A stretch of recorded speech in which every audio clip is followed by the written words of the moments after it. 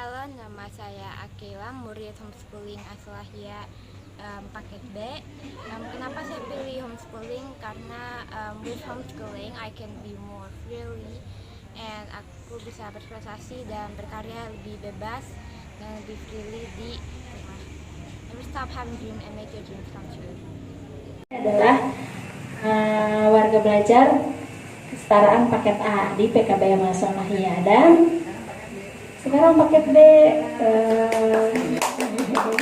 Nanti penyerahan ijazahnya bayar sekalian dong.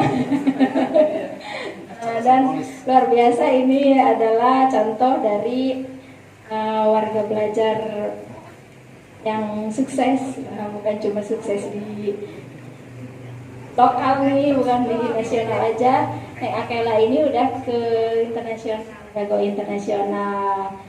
Jadi karya-karyanya udah dipamerkan di luar negeri. Nanti ceritalah sudah kemana saja. Yang penting hari ini adalah kita bincang santai, nggak mau nanya tentang apa. Ya, bisa ke Akelanya, bisa ke mamahnya, termasuk saya juga pengen tanya kok bisa ya punya anak seperti Akela. Pasti ibu guru ya, kepo ya. Kita aja ya Teh, kita sharing aja ya. Nanti untuk setelah sharing baru kita bikin ini perancangan kita ke depan mau apa. Gitu ya. Ayo mangga Neng Akela sama Teteh di sini aja. Yuk kita.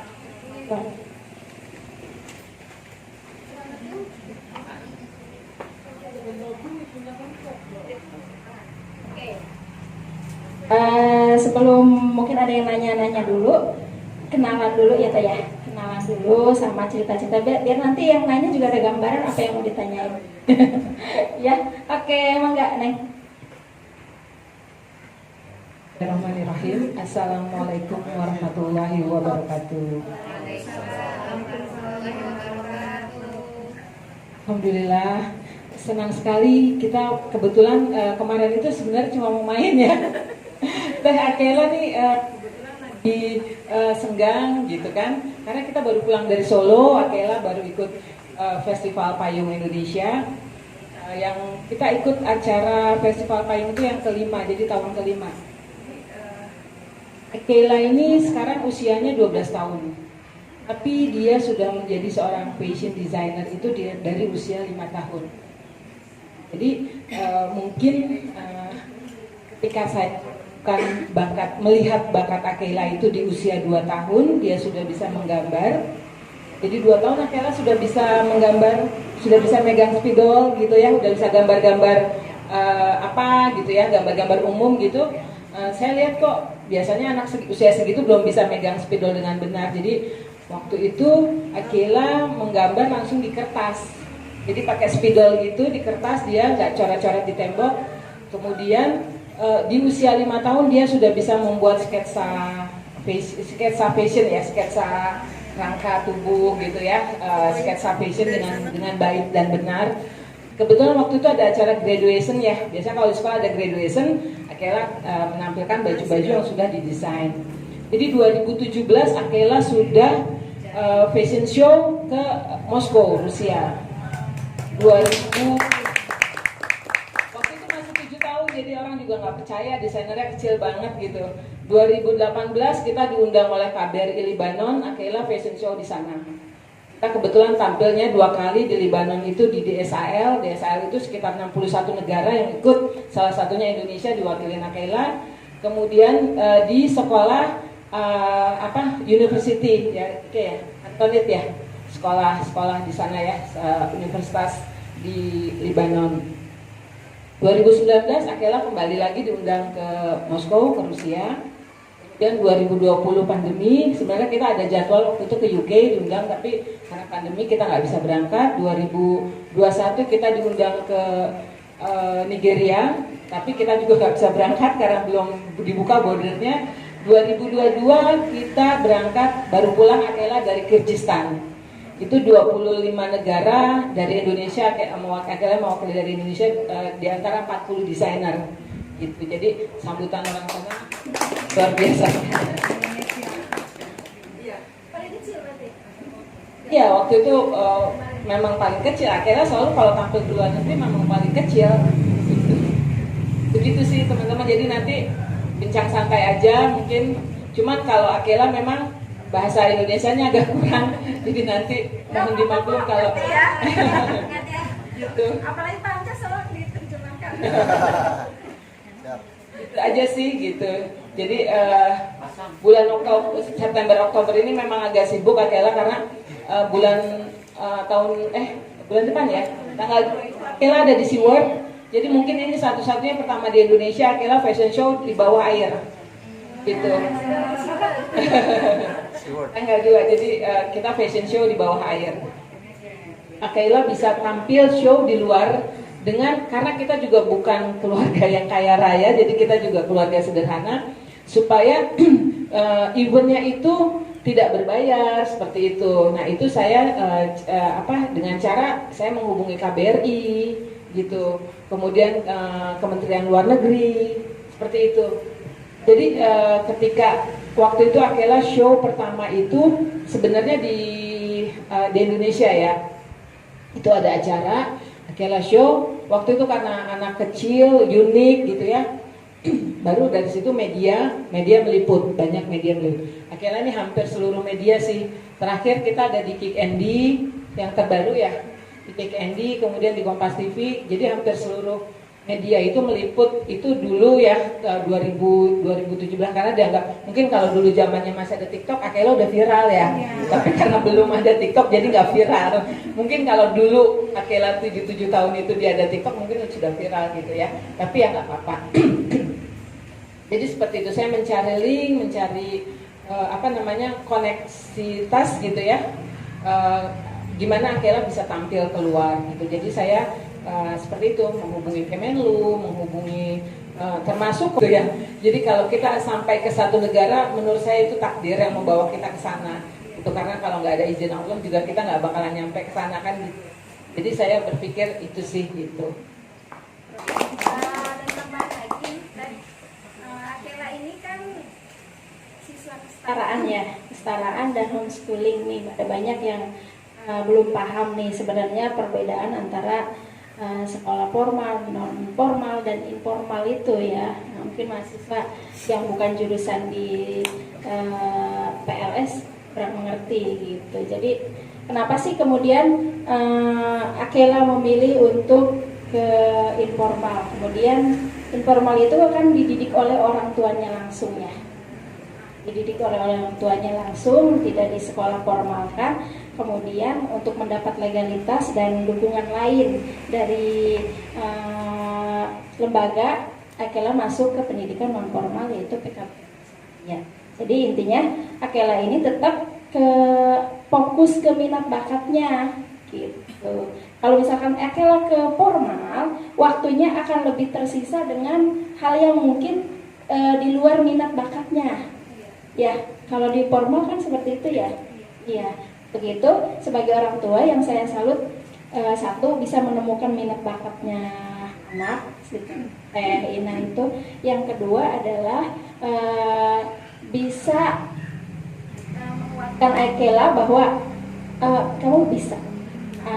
Pendidikan yang mungkin orang masih menganggapnya non formal, informal, non formal itu apa? Bagaimana kedepannya gitu?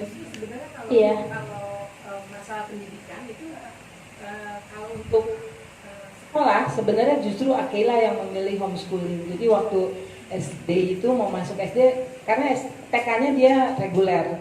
Jadi ketika dia mau masuk sekolah, Akela kan sudah tanda kutip sudah memilih desain kan, sudah memilih jalur desain karena dari usia 5 tahun artinya sudah dari TK.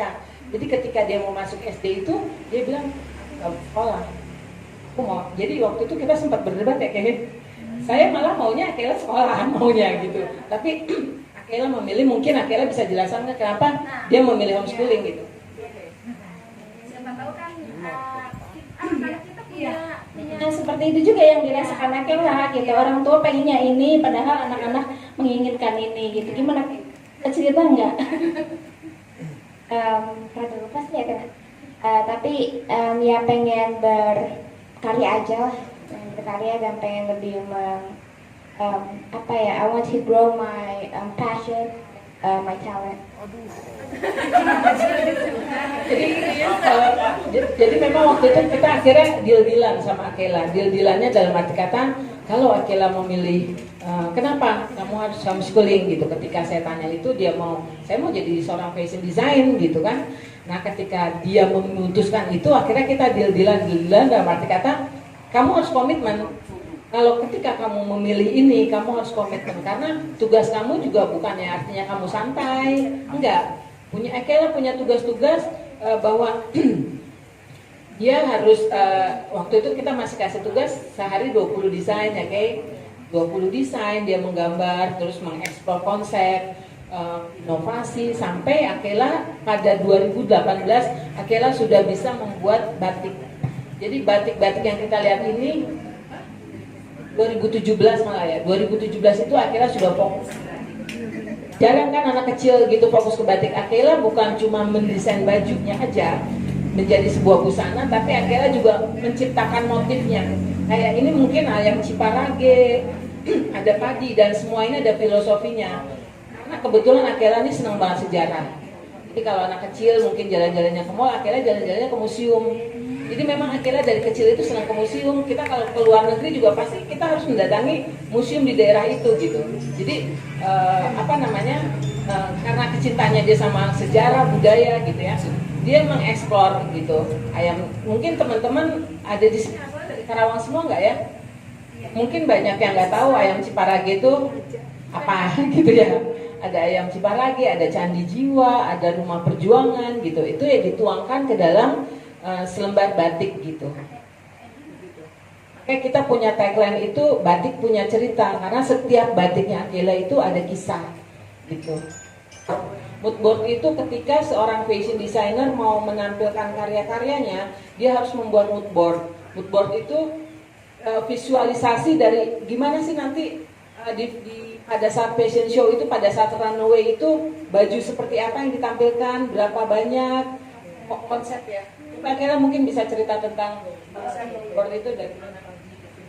Kalau moodboard itu biasanya buat menunjukkan konsep dari visual, lagu, dan gimana cara modelin jalan, semua rambut, gimana itu semua ditunjukkan ke moodboard.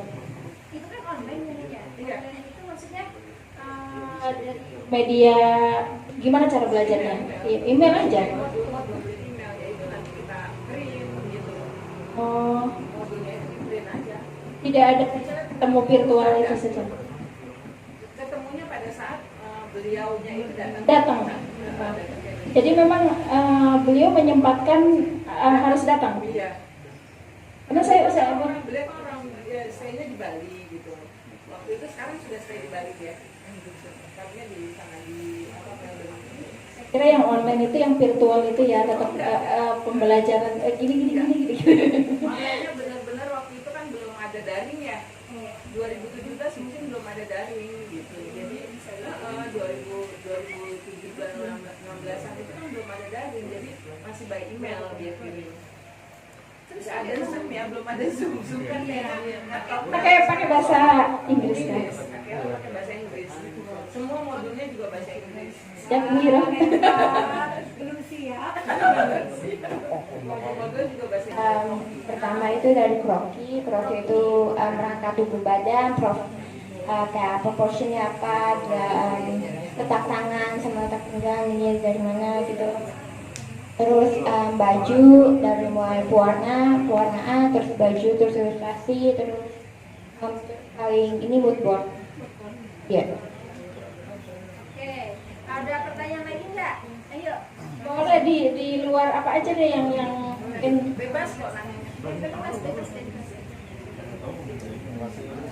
Anak kesetaraan mana? Berapa orang yang dapat? Assalamualaikum warahmatullahi wabarakatuh. Saya mau bertanya ya, bagaimana sih Akela sampai sejauh ini dia bisa meyakinkan diri sendiri bahwasanya sejauh ini dia bisa gitu? Atau mungkin ada dukungan khusus dari bundanya biar kalau bahasa remajanya sekarang tuh overthinking gitu ya? Jadi bagaimana gitu caranya mengatasi bahwasanya dia tuh yakin ke diri sendirinya sejauh ini dia bisa gitu. Mungkin ada dukungan dari Bunda. Gak ada pertanyaannya. Kalau emang buat konsistensi itu emang dari dukungan juga emang kayaknya dari dulu kepengen terus hobi tiba happy aja, tapi emang banyak kayak pengen pindah ini atau enggak pengen sekolah normal aja atau pengen kayak jadi desainer lagi itu sering, tapi ya Sebenarnya bukan orang tua itu bukan memaksakan kehendak orang tua, bukan, karena kita sudah mengalami banyak hal dan lain sebagainya. Jangan sampai ya Bu ya, akhirnya anak-anak kita itu jadi anak-anak yang sukses, manfaat. Maksud orang tua itu sebenarnya itu. Jadi Sebenarnya mungkin kuncinya juga konsisten. Kayla itu saya akui sendiri bahwa untuk anak usia Kayla sudah bisa konsisten dari usia 5 tahun sampai sekarang, berarti sekitar 7 tahun dia berkarya. Kalau tahun depan kita mau gelar pagelaran show tunggalnya Kayla, sewindu Kayla berkarya gitu ya. Mudah-mudahan bisa terlaksana. Itu apa ya? Saya sendiri apresiasi terhadap Kayla karena konsistennya itu gitu. Jadi kadang-kadang saya sendiri ide-idenya Kayla nggak terpikir gitu. Jadi kemarin Kayla baru bikin konsep Puro Mangkunegara itu di Solo, itu konsepnya itu tentang memadukan kesenian. Jadi ada seni tari, seni musik, narasi ya, pembacaan raja, puisi itu ya kalau kita bilang ya. Tapi kalau di sini disebutnya raja, pembacaan raja, sampai fashion show itu, jadi beberapa seni digabungkan menjadi sebuah konsep fashion show yang orang bertahan duduk 20 menit dan applause. Itu luar biasa sekali gitu.